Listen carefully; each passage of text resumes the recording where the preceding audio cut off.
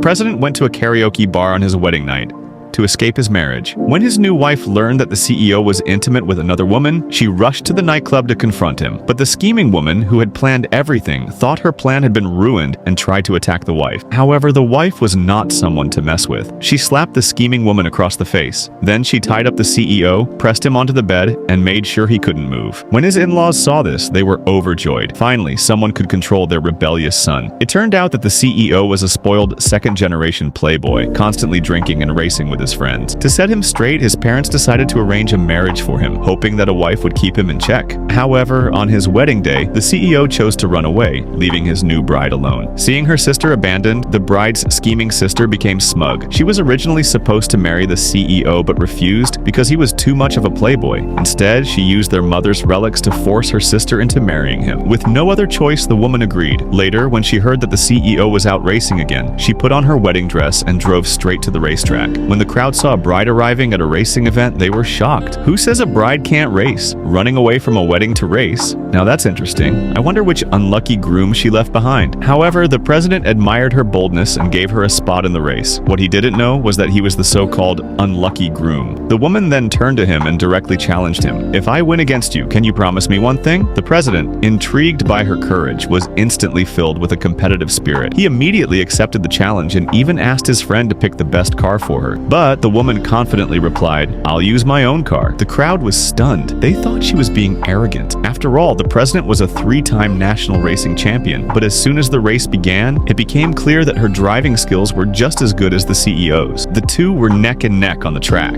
Then, in a stunning turn of events, the woman pulled ahead at the last moment. Her white car crossed the finish line first. The crowd gasped in disbelief. The CEO got out of his car, furious. Though he was upset, he was a man of his word. He looked at her and asked, "What do you want?" The woman smiled, tossed a corsage to him, and said, "Come back with me and get married."